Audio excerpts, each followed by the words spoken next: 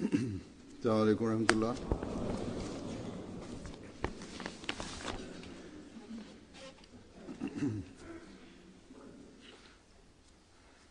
أشهد أن لا إله إلا الله وحده لا شريك له وأشهد أن محمدا عبده ورسوله أما بعد فأعوذ بالله من الشيطان الرجيم بسم الله الرحمن الرحيم الحمد لله رب العالمين الرحمن الرحيم مالك يوم الدين إياك نعبد وإياك نستعين اهدنا الصراط المستقيم صراط الذين أنعمت عليهم غير المغضوب عليهم ولا الضالين.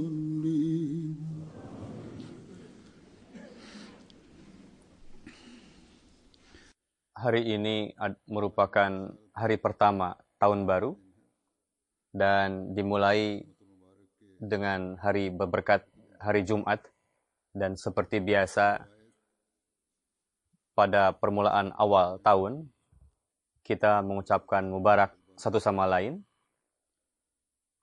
Saya pun mendapatkan pesan ucapan mubarak dari berbagai jemaat dan individu juga, dan hadirin juga mungkin menyampaikan mubarak satu sama lain, sesama jemaat. Dan di negara-negara maju, malam tahun baru dirayakan dengan penuh gemerlap, kembang api, mabuk-mabukan, berjudi dan sebagainya. Bahkan di negeri-negeri Muslim pun tahun baru ini dirayakan seperti itu juga. Sebagaimana kita mendapatkan kabar dari Dubai, ada kabar mengenai kembang api juga di sana. Mereka memperlihatkan gemerlapan seperti itu.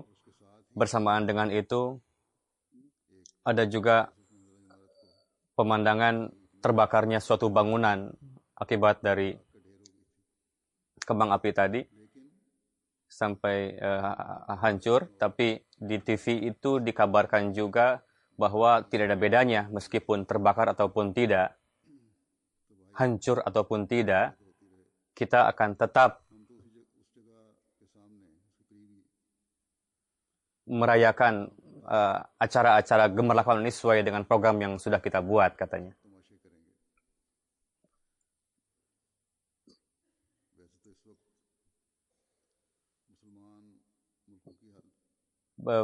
Kondisi negeri-negeri Islam memang kebanyakan seperti itu. Ini penampakan keduniawian mereka. Mereka memiliki banyak uang. Meskipun api tidak membakar, negeri-negeri kaya umat yang mayoritas umat Muslim, mereka mengumumkan bahwa alih-alih mereka memfoya-foyakan uang seperti itu, mereka membantu negeri-negeri Muslim yang miskin sebetulnya. Tapi justru kondisi mereka seperti itu, yakni ada kabar dari Dubai bahwa hotel yang terbesar mereka, di dalamnya terdapat pohon Christmas, pohon Natal yang termahal di dunia yang nilainya $11 juta. Ini negeri-negeri Muslim yang kaya-kaya. Jadi itulah yang sudah mereka banggakan, mereka utamakan. Tapi di antara orang-orang Ahmadi dengan karunia Allah Ta'ala banyak sekali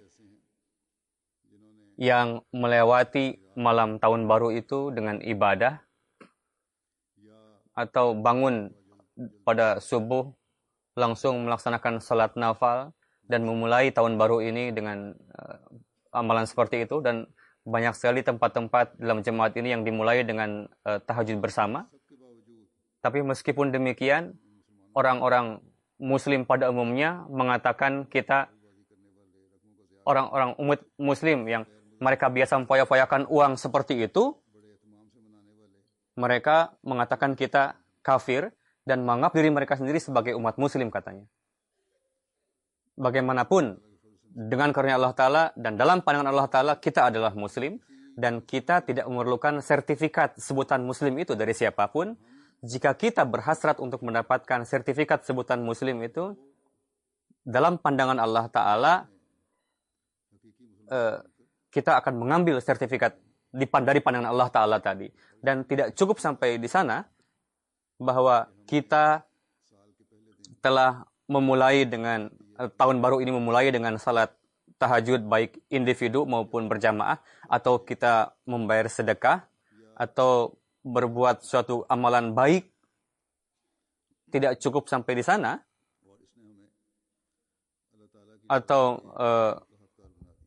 layak untuk mendapatkan ganjaran Allah Ta'ala. Memang itu merupakan kebaikan dan bisa menarik keridhaan Allah Ta'ala, tapi itu bisa menjadikan demikian ketika dilakukan secara istiqlal, secara teguh, secara dawam. Allah Ta'ala menghendaki kedawaman dari hambanya.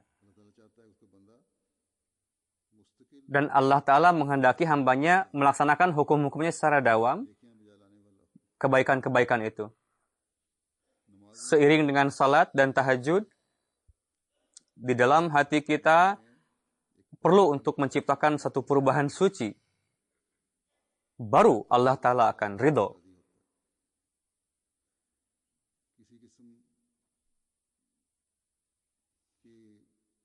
Kebaikan yang hanya sehari dua hari itu bukanlah kebaikan. Yang dilakukan hanya sementara saja. Hendaknya kita berpikir bahwa amalan jenis apa yang harus kita miliki, yang bisa meraih keridhaan Allah Ta'ala. Untuk itu, saya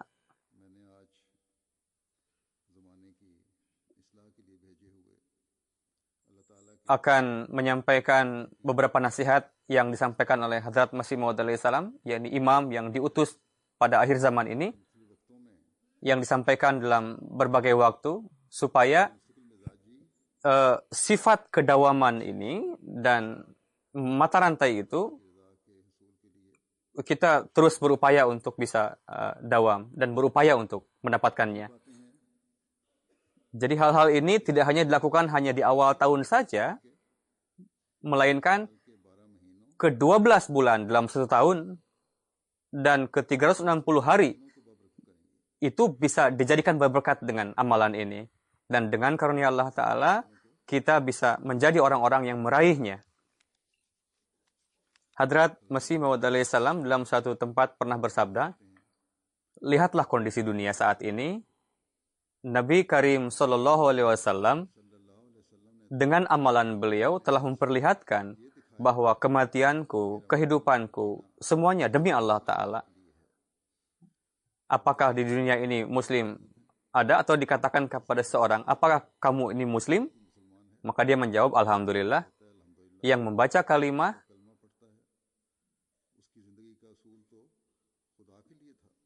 namun dia hidup untuk dunia. Memang dia mengatakan la ilaha illallah, tapi alih-alih Allah, dia hidup untuk dunia dan dia mati untuk dunia. Pada saat Lalu datanglah kematian, dunia menjadi tujuan hidupnya, menjadi kekasihnya. Bagaimana dia bisa mengatakan bahwa aku mengikuti Rasulullah SAW kalau begitu? Jadi ini merupakan hal yang perlu dipikirkan. Janganlah anggap sepintas lalu. Menjadi seorang Muslim tidaklah mudah.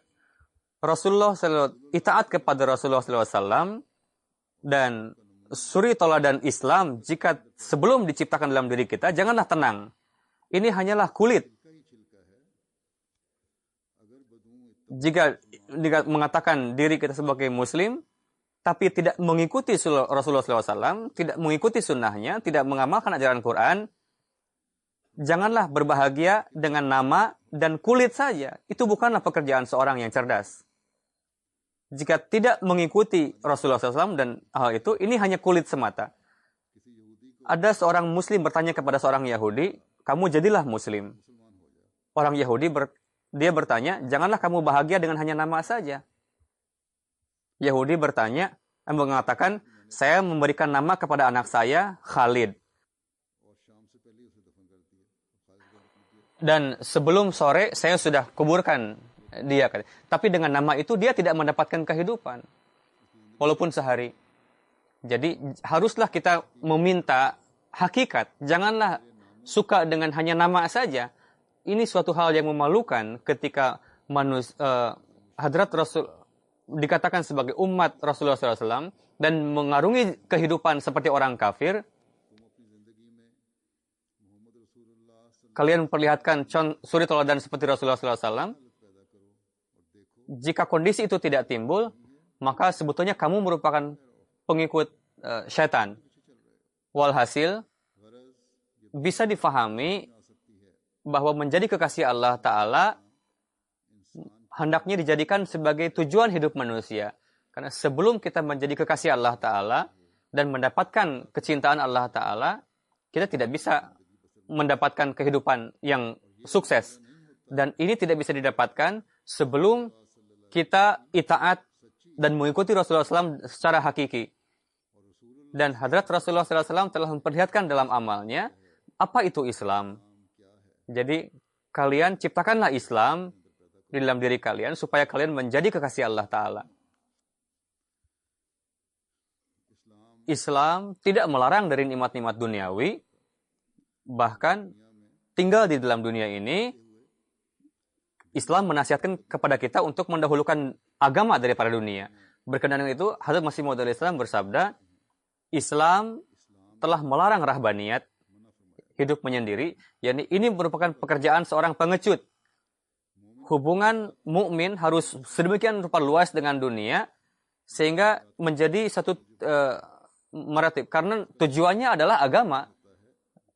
Dan dunia dan segala kemewahannya menjadi khadim bagi dirinya. Jadi yang sebenarnya adalah janganlah menjadi tujuan itu menjadi dunia, melainkan tujuan dari meraih dunia itu adalah untuk mengkhidmati agama. Dan raihlah dunia supaya dunia itu menjadi khadim bagi agama. Sebagaimana seorang manusia memerlukan transportasi atau perbekalan untuk melakukan safar. Jadi tujuan hakiki sebenarnya adalah sampai kepada tujuan.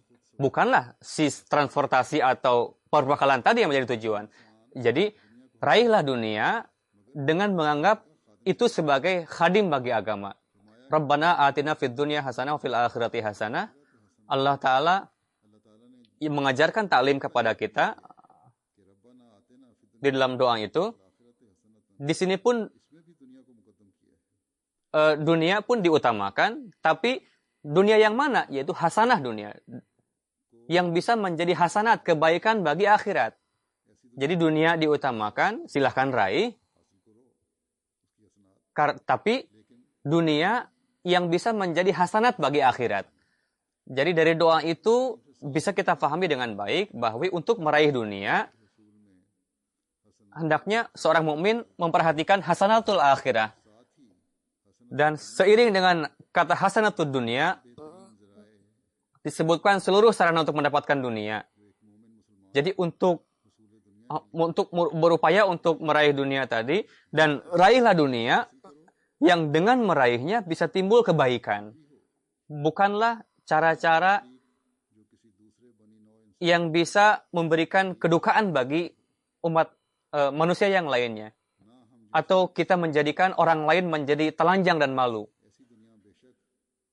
Memang dunia harus menjadi hasanatul akhirat, kebaikan bagi akhirat.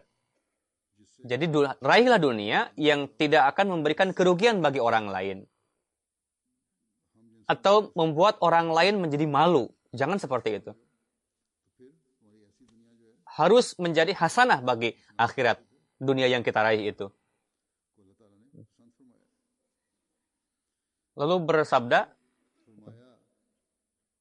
hendaknya difahami, apa itu jahanam?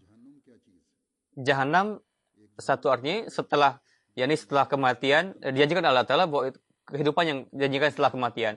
Yang kedua, jika kehidupan ini tidak dipersembahkan untuk Allah Ta'ala, itu pun merupakan jahanam. Ini yang kedua. Allah Ta'ala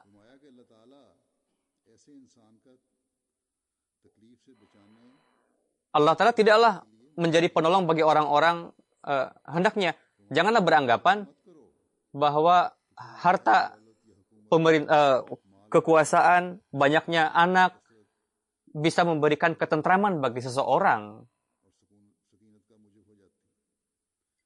dan menjadi surga. Tidaklah seperti itu.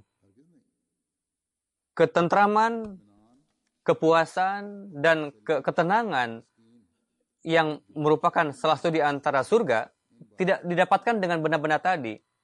Itu bisa didapatkan dengan hidup di dalam Tuhan. Karena itu, para nabi secara khusus, Ibrahim dan Yakub alaihissalam, wasiat mereka adalah la tamutunna illa wa antum muslimun. Kelezatan dunia bisa meningkatkan kerakusan. Seperti justru menambah tadi dengan itu tidak akan melenyapkan kehausan, bahkan akan menghancurkan. Jadi hasrat yang tadi merupakan bagian daripada jahanam sebetulnya, yang tidak memberikan ketentraman.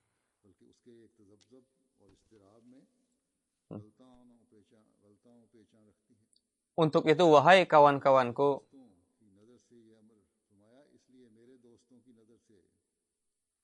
hendaknya bagi para Ahmadi jangan bahwa harta, anak, janganlah kalian tergelincir atau tergila-gila dengan itu. Itu akan menjadikan hijab di antara kalian dengan Allah Ta'ala. Yani akan menjauhkan kalian dengan Allah Ta'ala. Janganlah kalian fana larut dengan nikmat-nikmat duniawi itu. Lalu beliau bersabda, di dalam hati saya timbul satu hal bahwa Alhamdulillahirabbil alamin ar-rahmanir rahim maliki yaumiddin. Dari itu terbukti bahwa manusia hendaknya mengambil sifat itu, yakni bagi Allah Ta'ala semua sifat adalah yakni di setiap alam, dalam nutfah,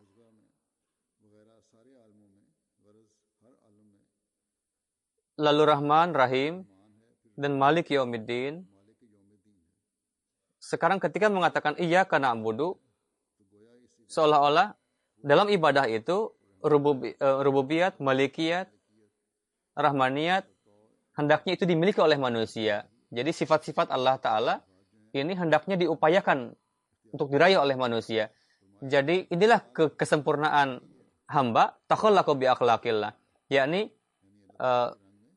corakilah warna Allah Ta'ala dalam diri kita. Ketika kita belum sampai pada tingkatan itu, janganlah lelah, janganlah putus asa. Lalu akan timbul daya tarik yang bisa membawanya kepada ibadah kepada Allah Ta'ala. Jika sifat-sifat itu tidak ada, maka tidak akan ada perhatian kepada ibadah. Lalu akan timbul kondisi yaf'aluna ma yu'marun, yakni mereka mengamalkan apa yang diperintahkan kepada mereka. Berkenaan dengan hal itu, Hadrat Masih Maud Islam bersabda bahwa tidak ada keyakinan akan kehidupan sampai kapan kita hidup, baru kita bisa mengamalkan sifat-sifat tadi. Siapa yang tahu bahwa setelah zuhur dia akan hidup sampai asar? Terkadang terjadi aliran darah terhenti dan tiba-tiba meninggal. Terkadang ada orang yang sehat bugar, dia tiba-tiba meninggal begitu saja. Dikisahkan ada Wazir Muhammad Hasan Sahib, beliau datang dan beliau mulai berjalan di tangga, satu tahapan dua tangga, lalu beliau sakit pusing.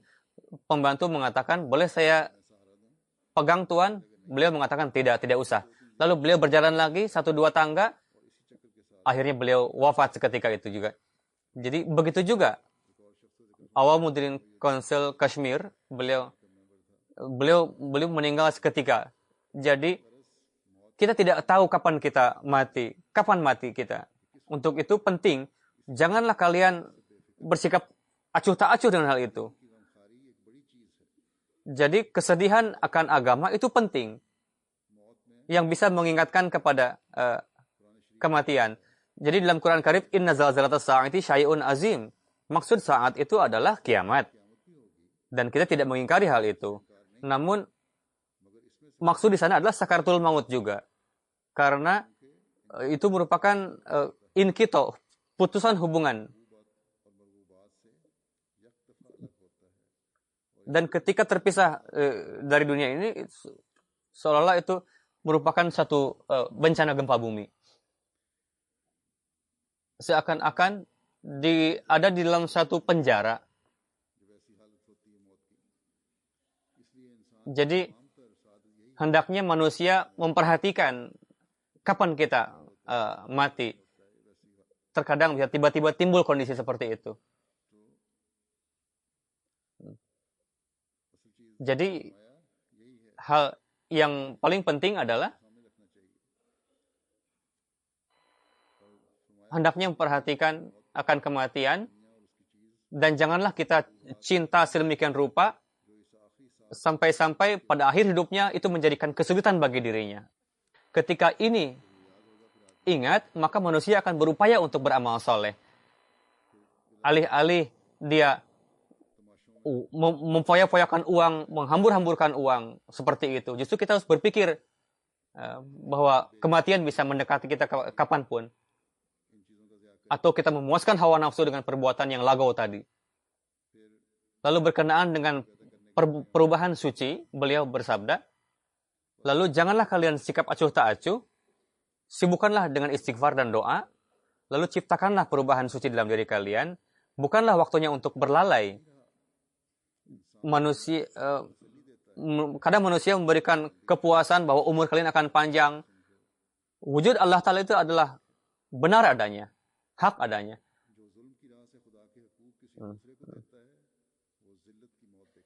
Sebagaimana dalam surah Al-Fatihah disebutkan 3 golongan manusia. Jika akhirat itu diutamakan, yakni dhalin. Islam itu dhalin itu ada di akhir, dan beliau bersabda memberikan contoh umat muslim, pertama di sini memberikan contoh Islam adalah ketika murtad menjadi kiamat baginya, dan pada zaman beliau juga lalu dia menjadi kotor karena meninggalkan Islam, dia menjadi kotor, tidak suci. Alih-alih dia menyadari ketidaksuciannya, dia justru mencaci orang-orang yang suci, yakni menghina, mencaci Rasulullah SAW. Lalu bersabda, contoh dari maghdub tadi adalah bencana taun, bala, musibah taun. Taun itu wabah taun mengenai kepada orang-orang yang Allah Ta'ala murka kepadanya. Di zaman ini pun ada angin tofan, ada gempa bumi. dan berbagai macam bala bencana, semua itu jika manusia berpikir, maka itu merupakan murka Allah Ta'ala. Inilah hal-hal yang bisa membawa manusia kepada Allah Ta'ala. Dan dia mulai merasakan supaya dia terhindar dari murka itu. Lalu an'amta alaihim, ini merupakan kaidah bahwa sunnatullah ketika Allah Ta'ala mengatakan kepada suatu kaum bahwa jika kalian janganlah melakukan hal ini, pasti kaum itu akan melakukannya. Dalam Quran Syarif Allah Ta'ala berfirman, janganlah melakukan perbuatan ini. Artinya adalah kaum itu akan melakukan perbuatan itu. Allah Ta'ala memberikan peringatan kepada kaum itu, tapi karena kalian akan mendapatkan hukuman, silahkan perlihatkan ada kaum yang dikatakan Allah Ta'ala, janganlah melakukan perbuatan ini, tapi dia tidak melakukannya. Tidak ada kaum yang seperti itu. Ketika dikatakan janganlah melakukan amalan ini, pasti kaum itu melakukannya. Dalam Quran dikatakan, janganlah tahrif atau melakukan perubahan. Tidak dikatakan mengenai Quran, janganlah tahrif atau melakukan perubahan. Melainkan, inna nahnu nazzalna dzikra wa inna lahu lahafizun. Berkenaan dengan Bible, dikatakan janganlah melakukan perubahan. Tapi dengan Quran tidak seperti itu. Jadi, semoga Allah Ta'ala memasukkan kita kepada golongan an'amta alaihim. Untuk masuk ke dalam golongan itu diperlukan doa yang dawam. Bukanlah doa 1-2 hari saja. Tapi harus dawam. Lalu perubahan suci dan berpikir untuk akhirat itu akan menciptakan ketakwaan dalam diri kita. Berkenaan dengan itu, Hazrat Masih Maud alaihissalam bersabda, bagi orang bertakwa, Tuhan pun menampakkan wujudnya dan dia berada di bawah bayangan Allah Ta'ala. Hendaknya ketakwaan tadi adalah ikhlas. Janganlah ada campur tangan syaitan di dalamnya. Karena syirik itu tidak disukai oleh Allah Ta'ala. Jika ada sedikit bagian saya dari syaitan, maka Allah Ta'ala mengatakan bahwa itu adalah milik syaitan. Penderitaan yang menimpa para kekasih Allah Ta'ala, itu merupakan ada maslahat Allah Ta'ala di dalamnya. Jika tidak, meskipun dunia berkumpul, maka tidak akan bisa menyakiti mereka. Justru itu tampil, jadi penting juga untuk memperlihatkan kepada orang-orang dengan mendapatkan penderitaan tadi, supaya menjadi contoh suri tauladan bagi orang lain. Maka bisa saja Allah Ta'ala tidak mewafatkan seorang waliullah atau seorang kekasih Allah Ta'ala, dan Allah Ta'ala pun tidak menginginkan untuk mengambil nyawa seorang kekasih Allah Ta'ala, tapi demi untuk kepentingan dan maslihat di dalamnya, dan di dalamnya terdapat kebaikan dengan mencabut nyawa sang wali tadi. Ketika sang wali tadi disakiti, alih-alih tadi marah-marah, memukul-mukul kepala, justru para waliullah tadi sabar, memperlihatkan suri tauladan yang baik. Bagi para nabi, bagi para orang-orang suci, menegakkan contoh keberanian di dalam sikap itu. Lihatlah dalam peperangan Uhud, Hadrat Rasulullah SAW tinggal sendiri pada saat itu. Ada rahasia di dalamnya, bahwa supaya zahir keberanian Rasulullah SAW dalam kondisi seperti itu.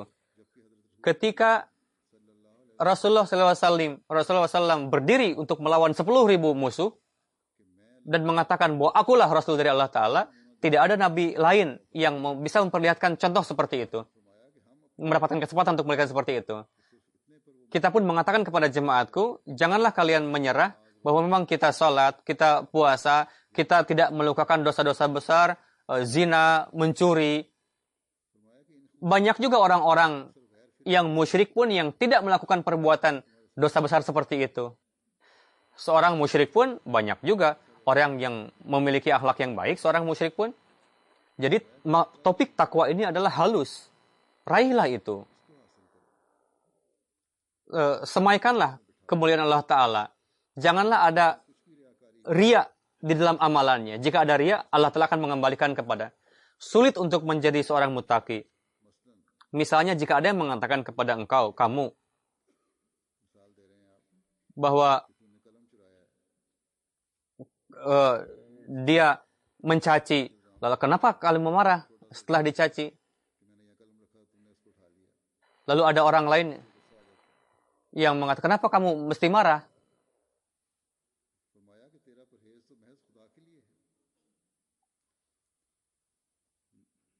Jadi,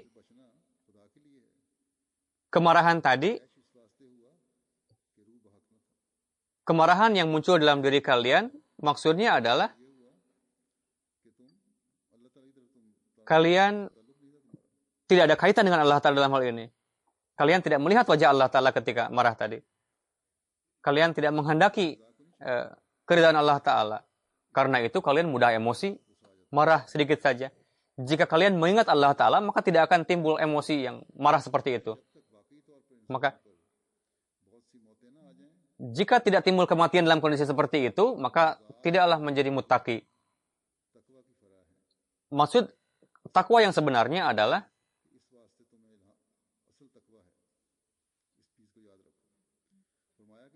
karena itu janganlah kalian bangga dengan bahwa seorang mendapatkan ilham atau kasyaf atau mimpi benar. Tapi lihatlah bagaimana dia peraihan takwanya. Lihatlah apakah dia itu bertakwa atau tidak. Seorang muttaqi nampak sahih tanda-tanda yang ada pada dirinya. Dan jika dia tidak takwa, maka tanda-tanda tadi seberapa hebat dia melihat mimpi benar, ilham, kasyaf, tapi kalau tidak takwa tidak ada artinya. Misalnya contoh dia sedikit-sedikit emosi, marah. Jadi itu ada bagian setan di dalamnya. Janganlah mengukur ketakwaan tadi bahwa dia mendapatkan ilham, kasyaf, mimpi benar. Tapi ukurlah dengan tadi. Jadi tutuplah segala macam pandangan, pertama-tama ukurlah dengan ketakwaan. Dan perlihatkanlah contoh suri tauladan para nabi. Seberapapun nabi yang datang, mereka datang untuk mengajarkan ketakwaan. In awliya'uhum illal muttaqun. Wali yang hakiki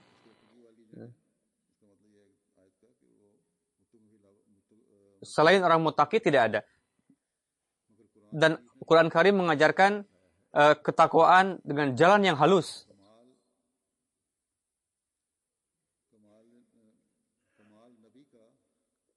Kesempurnaan Nabi menghendaki kesempurnaan umat. Karena Hadrat Rasulullah SAW merupakan khatamun nabiyyin. Untuk itu, kesempurnaan kenabian berhenti pada beliau. Bersamaan dengan itu, yang ingin membuat Allah Ta'ala ridha dan melihat mukjizat Allah Ta'ala, maka dia hendaknya ciptakanlah dirinya luar biasa, menjadi mukjizat. Lihatlah. Orang yang meyakini khatamun nabiyyin harus mengupayakan ketakwaan dalam standar yang tinggi. Lihatlah. Orang yang menghadapi ujian, mereka sangat sibuk. Sehingga mereka menjadi lelah dan sakit terkadang. Setelah membaca sedemikian rupa, dia terkadang berpenyakit TBC. Jadi, untuk mendapatkan takwa pun seperti itu. Dia harus siap untuk mendapatkan kesulitan yang luar biasa. Untuk itu harus bekerja keras. Ketika manusia melangkah pada langkah itu, maka setan akan tidak mampu untuk mengganggunya pada akhirnya. Lalu manusia akan menjadi di bawah bayangan Allah Ta'ala. Inilah kesimpulan dari taklim kita, bahwa manusia menyandarkan semua kekuatannya kepada Allah Ta'ala. Bagi orang bertakwa, syaratnya adalah dia mengarungi hidup dengan kemiskinan, dengan kesederhanaan. Ini merupakan ranting dalam ketakwaan yang dengannya kita melawan emosi yang tidak layak. Dan terkadang kita marah yang tanpa sebab. Kita harus melawan sifat-sifat itu. Jadi bagi seorang arif yang agung, bagaimana mereka supaya terhindar dari kemarahan tadi.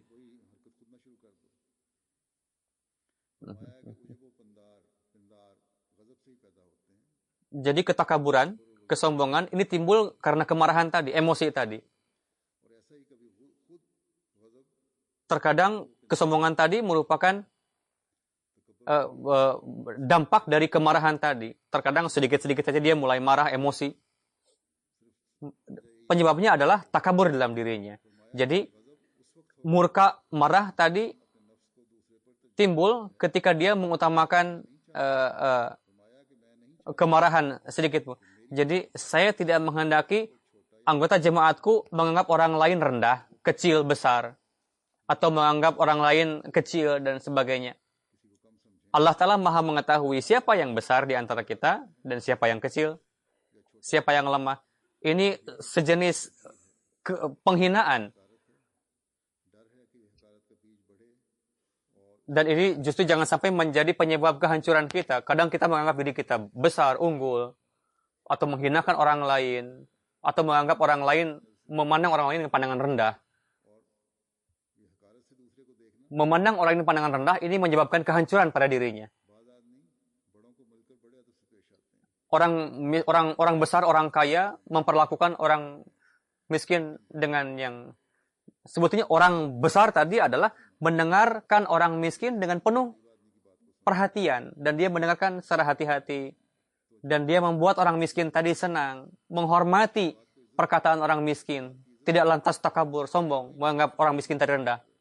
Tidak melakukan sesuatu yang bisa melukai perasaan si miskin tadi. Wala tanabazu bil alqab. Bi'sal ismul fusuku ba'dal iman. Wa man lam yatub fa ulaika humuz zalimun.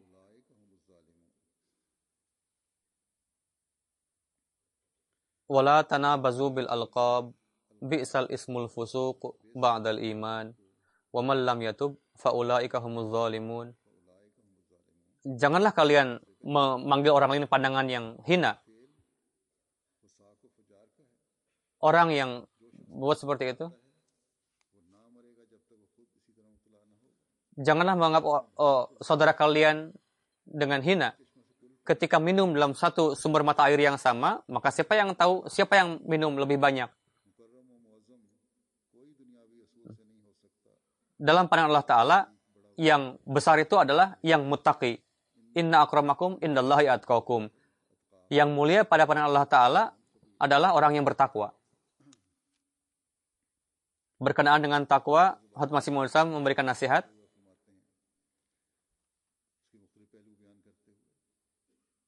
Sedemikian rupa Allah Ta'ala menganugerahkan kekuatan kepada manusia. Itu tidak diberikan untuk disia-siakan. Yaitu padahal untuk melakukan sesuatu yang sahih, yang jaiz. Jadi bagaimana cara menggunakannya dengan baik? Supaya tumbuh, berkembang. Lalu bisa timbul kebaikan-kebaikan lainnya. Untuk itu, Islam tidak memberikan ajaran untuk melotot. Melainkan, penggunaannya dengan cara yang baik, itu bisa tazkiyah nafs. Jadi mata ini bukanlah diberikan untuk melakukan perbuatan yang buruk. Tapi gunakanlah dengan cara yang sahih, yang jaiz, maka itu akan menjadi tazkiyah nafs, mencucikan diri kalian. Seperti difirmankan, qad aflahal mu'minun. Wa ulaika humul muflihun. Mereka lah orang-orang yang sukses. Orang yang berjalan pada jalan takwa, dia beriman kepada hal yang gaib, salat, lalu dia orang mengatakan salat tidak khusyuk. Ini banyak yang menimpa orang-orang seperti itu.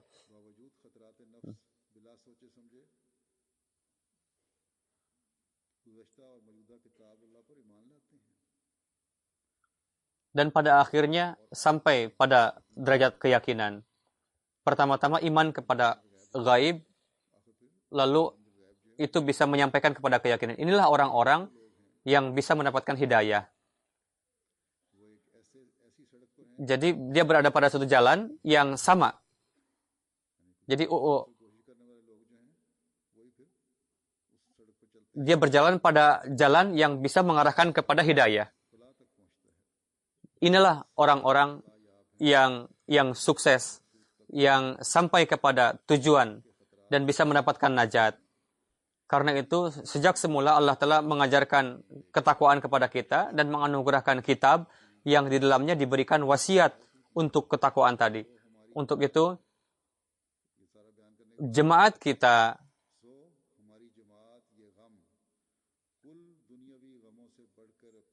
hendaknya kita kesedihan ini kita menjadikan ukuran apakah di dalam dirinya ada ketakwaan atau tidak. Jika kalian menghendaki kalian unggul, bisa meraih hati orang lain, maka gunakanlah kesucian dan melangkahlah pada jalan-jalan hukum-hukum ilahi dan perlihatkanlah suri teladan yang baik, maka kalian akan sukses. Di dalam bahasa Farsi ada satu syair dikatakan sesuatu yang keluar dari dalam kedalaman hati pasti akan memberikan dampak yang baik kepada orang lain. Hendaknya nasihat itu keluar dari dalam hati, kedalaman hati. Dan ini akan menyebabkan kesuksesan. Jadi pertama-tama ciptakanlah di dalam hati. Jika ingin memberikan dampak yang baik, maka ciptakanlah kekuatan amalan. Jika ingin nasihat kita berdampak baik kepada orang lain, maka milikilah dalam diri kita sendiri amalan itu dulu. Baru akan memberikan dampak yang baik, kesan yang baik pada orang-orang. Lalu amalkanlah. Karena tanpa amalan, nasihat secara lisan saja tidak ada artinya apa-apa. Banyak sekali orang-orang, para maulwi, ulama, yang berdiri di atas mimbar, dan mereka mengatakan diri sebagai pewaris para nabi, bahwa takabur, jauhilah takabur, kesombongan, tapi amalan mereka, tingkah laku mereka, tidak ada contohnya, sehingga tidak memberikan kesan kepada orang lain, tidak berdampak baik kepada orang lain, nasihatnya itu. Karena dia sendiri tidak mengamalkan. Lalu sebelum mengatakan beliau, orang-orang seperti ini memiliki kekuatan amalan, dia mengamalkan dulu bahwa di dalam Quran Syarif, lima taquluna ma la taf'alun. Apalah perlunya untuk mengatakan itu? Ayat ini mengatakan bahwa ada juga orang yang tidak mengamalkan dan sampai saat ini juga ada. Jika kita ingin mengamalkan perintah Quran Karim ini, maka renungkanlah hal ini. Secara khusus, kita pun hendaknya introspeksi diri sendiri. Dan ini nasihat yang paling mendasar, khususnya bagi para pengurus dalam jemaat ini.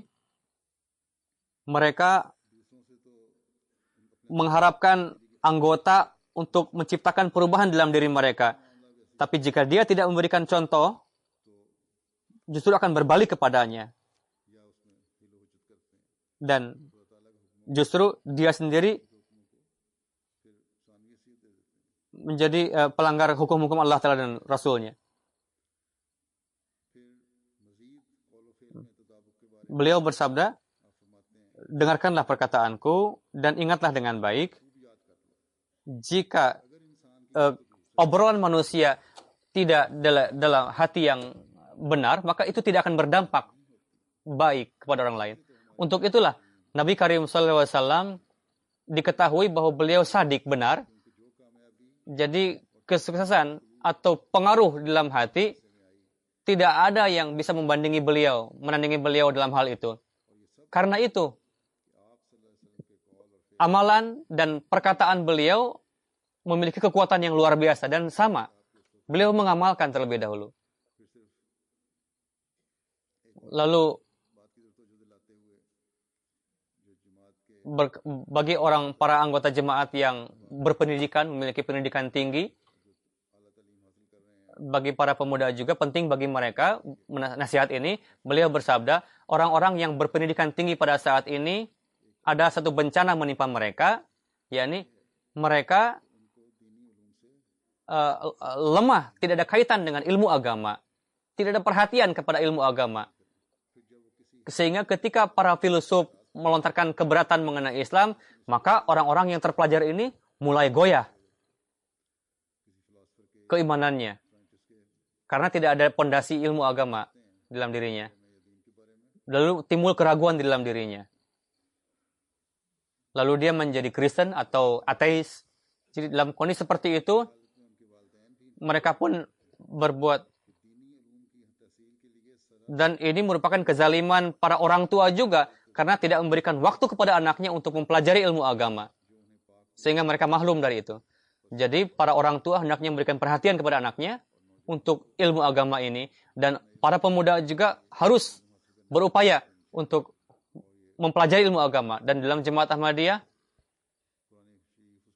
tafsir Quran, banyak sekali literatur berkenaan hal ini, hendaknya ini dibaca. Maka seluruh keberatan, keraguan-raguan itu bisa kita patahkan dengan mudahnya. Lalu persaudaraan dan kecintaan satu sama lain, beliau bersabda,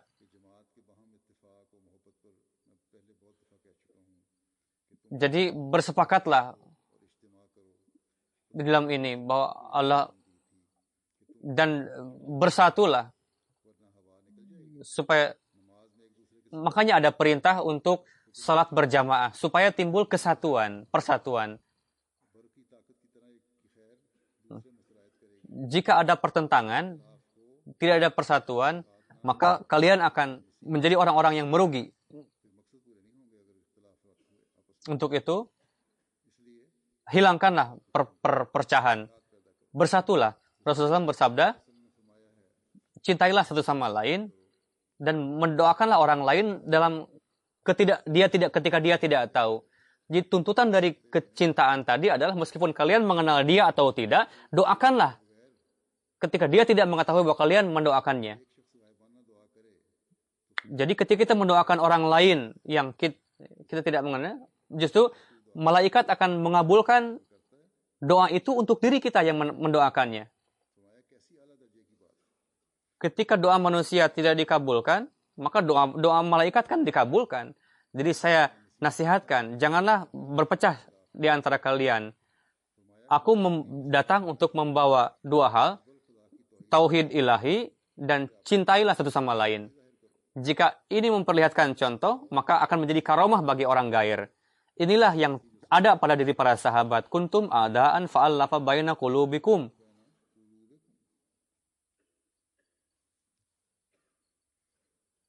Ingatlah,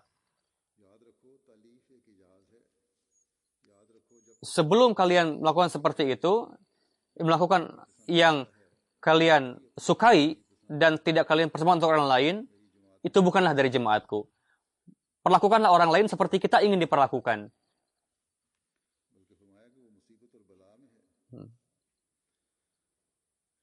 Beliau bersabda, dari wujudku akan timbul jemaat yang saleh. Itu kebakhilan, kesombongan, egois, dan hawa nafsu, gejolak hawa nafsu. Beliau bersabda, orang yang bakhil memiliki sifat-sifat tadi, aku akan pisahkan dari jemaatku, mereka yang tidak bisa mengontrol emosinya, dan dia tidak bisa mencintai orang lain. Ingatlah bahwa orang-orang seperti itu hanya beberapa hari saja dalam jemaatku. orang yang ada dalam jemaatku, tapi dia tidak sesuai dengan apa yang aku kehendaki, selain dari dipangkas dari jemaatku, apalagi yang bisa dilakukan bagi orang seperti itu? Dia memang menyerap air, tapi dia tidak subur. Jangan sampai ada orang yang tinggal bersamaku, orang yang tidak bisa menyembuhkan dirinya sendiri.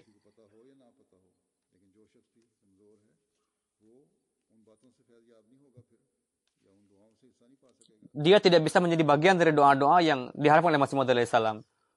Hendaknya kita introspeksi diri kita sendiri. Lalu beliau bersabda, Allah Ta'ala berfirman dalam Quran Karim, وَجَعِلُوا الَّذِينَ اتَّبَعُوكَ فَوْقَ الَّذِينَ كَفَرُوا إِلَى يَوْمِ الْقِيَامَةِ. Janji yang menenteramkan ini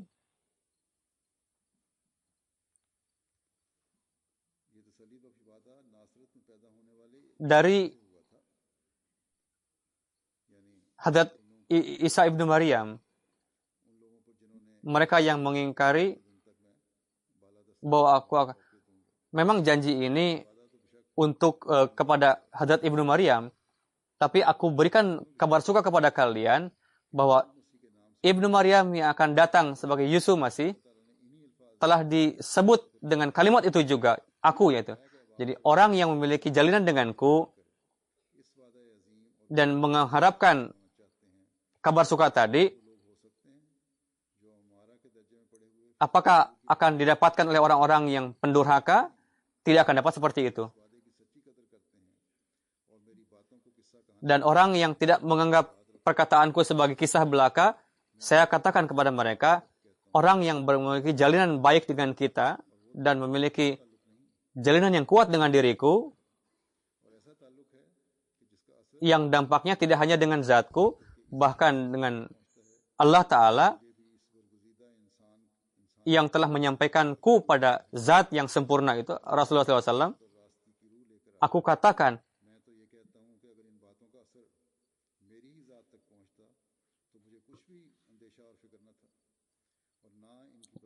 tapi tidak cukup sampai di sana, dampaknya adalah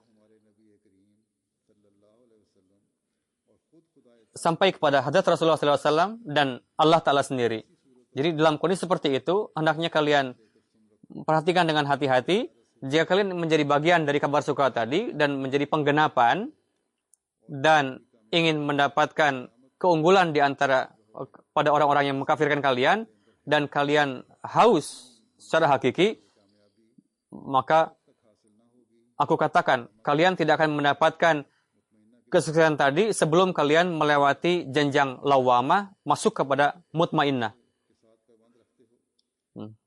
Jadi dengarkanlah hal ini dengan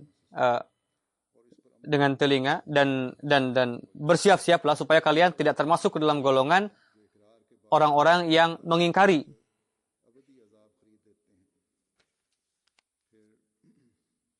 Berkenaan dengan pengabulan doa dan syarat pengabulan doa, beliau bersabda, hendaknya didengar, diperhatikan bahwa untuk pengabulan doa memang ada syaratnya. Berkenaan dengan itu ada untuk orang yang berdoa dan untuk orang yang memohon doa. Untuk orang yang meminta doa, dia harus memiliki rasa takut di dalam dirinya pada Allah Ta'ala dan bahagiakan Allah Ta'ala dengan ketakwaan. Untuk itu, pintu pengabulan akan dibuka untuk kalian. Jika kalian membuat Allah Ta'ala marah, maka perbuatan itu akan menjadi benteng yang menabrak itu untuk pengabulan doa. Tidak akan dikabul doa-doanya. Jadi, untuk anggota jemaat kita adalah lazim bagi mereka, selamatkanlah doa-doa kita dari kesia-siaan. Janganlah menjadi hambatan dalam hal ini yang bisa timbul dengan perbuatan-perbuatan yang buruk. Beliau bersabda, upayakanlah takwa, karena takwa yang merupakan kesimpulan dari syariat. Jadi inti dari syariat tadi merupakan ketakwaan. Tapi jika kita teguh, dawam kita akan mendapatkan tingkatan yang tertinggi. Allah Ta'ala berfirman, innama yataqabbalullaha minal muttaqin.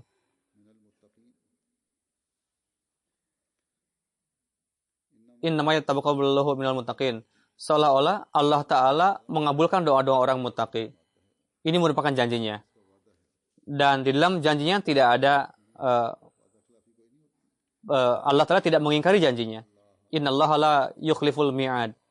Jadi untuk syarat pengabulan doa itu adalah seorang manusia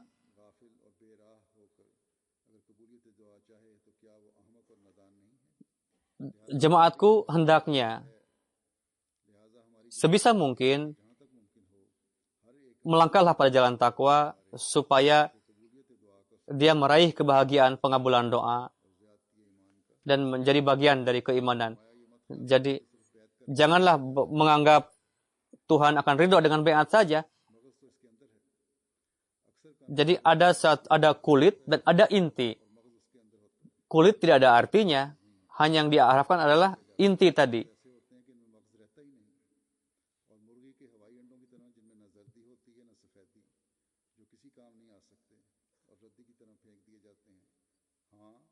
Jangan seperti telur ayam yang rusak, yang tidak ada berguna apa-apa. Jadi manusia, jika dia tidak memiliki inti tadi dalam dirinya, maka dia hendaknya khawatir. Beliau bersabda, begitu juga mereka yang mendakwakan baiat dan iman, hendaknya dia introspeksi diri sendiri, apakah aku merupakan kulit atau inti.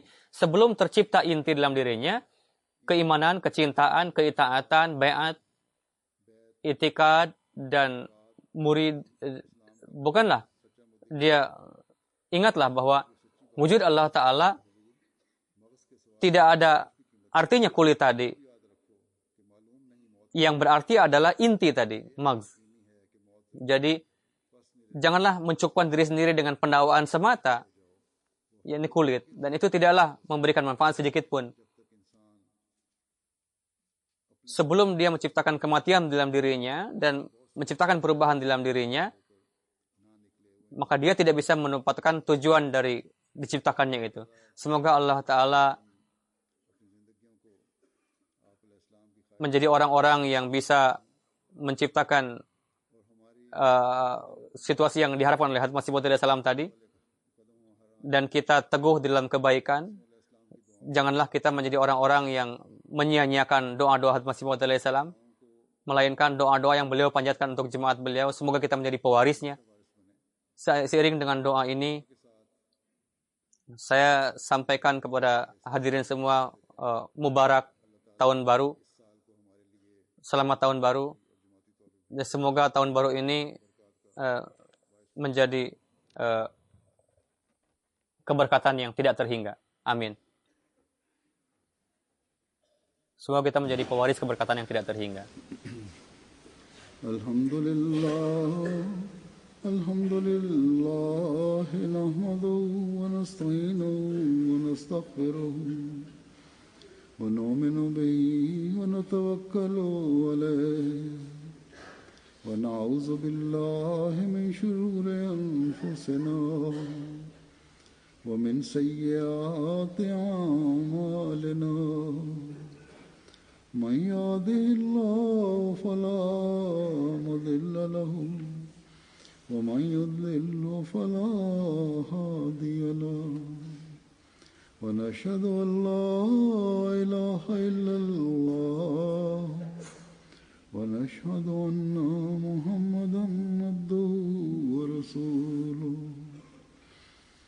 عباد الله رحمكم الله إن الله يأمر بالعدل والإحسان وإيتاء ذي القربى وينهى عن الفحشاء والمنكر والبغي يعظكم لعلكم تذكرون اذكروا الله يذكركم وادعوه يستجب لكم ولذكر